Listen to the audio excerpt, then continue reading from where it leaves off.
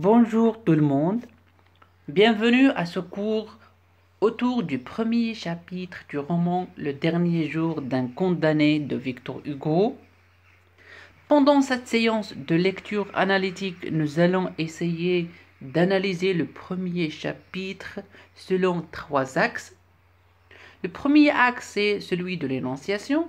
Deuxième axe, celui de l'écriture, c'est-à-dire comment il est écrit ce texte. Et le troisième axe, c'est l'idée qui obsède le narrateur. Commençons par l'énonciation. L'émetteur, c'est-à-dire celui qui parle dans ce texte, c'est le condamné à mort, c'est le prisonnier. Il se trouve seul dans un cachot et il parle tout seul. Donc, il parle à lui-même. C'est un monologue intérieur.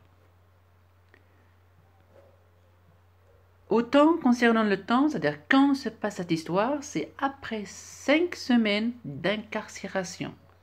La phrase qui le montre dans le texte, voilà 5 semaines que j'habite avec cette pensée.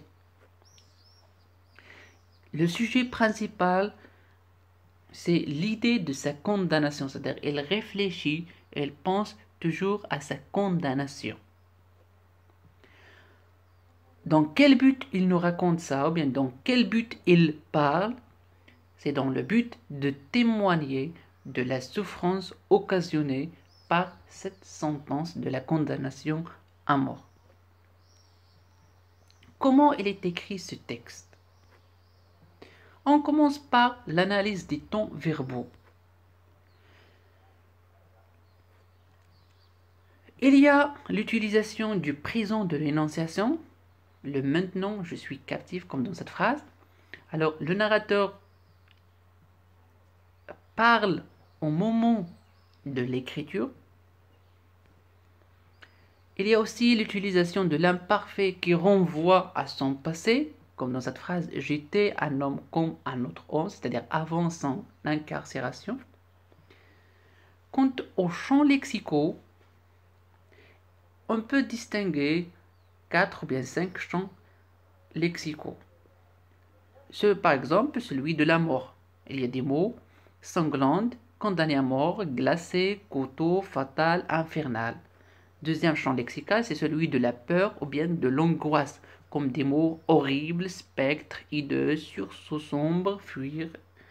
Le troisième champ lexical, c'est celui de la souffrance.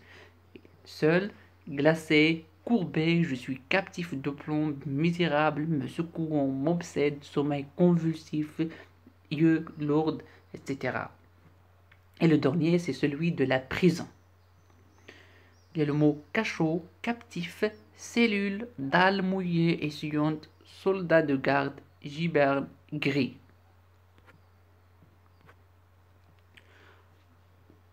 Passons maintenant au registre littéraire.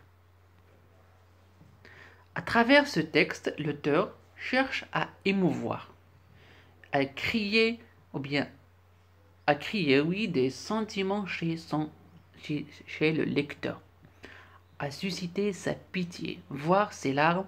Il s'agit d'émouvoir le destinataire dans le but de le convaincre. C'est donc le registre littéraire pathétique.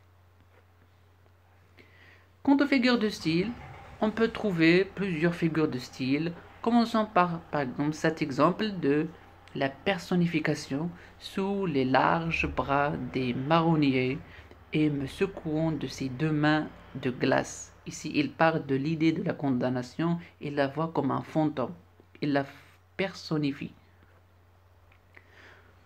La deuxième, c'est la gradation. Chaque jour, chaque heure, chaque minute. Vous voyez, il y a une gradation de sens. Il y a aussi la comparaison, cette pensée infernale comme un spectre de plomb. Et enfin, il y a l'anaphore. C'est quoi l'anaphore? C'est la répétition, bien la reprise de mêmes mots, bien de même expression au début de la phrase, comme celle-ci, toujours seul, toujours glacé, toujours courbé. On peut aussi trouver cette figure de style de la métaphore me secourant de ses deux mains de glace. Le troisième axe concerne l'idée qui obsède le narrateur, c'est-à-dire l'idée de la condamnation à mort. Cette idée, il lui apparaît parfois sur plusieurs formes. La première forme, le narrateur présente cette idée sous plusieurs aspects, comme nous l'avons dit. La première, c'est pensée froide et pesante, c'est-à-dire toujours glacée de sa présence, toujours courbée sous son poids. La deuxième, cellule de l'esprit, mon esprit est en prison dans une idée. Créature horrible, infernale, implacable, une horrible, une sanglante, une implacable idée. Comme une femme, seule et jalouse, à l'obsession, seule et jalouse, chassant toute distraction face à face avec moi misérable. Et parfois aussi, cette idée de la condamnation à mort apparaît comme un couteau dans les rêves du narrateur. Et cette phrase est reparaît dans mes rêves sous la forme d'un couteau. Alors, comme résumé de ce chapitre,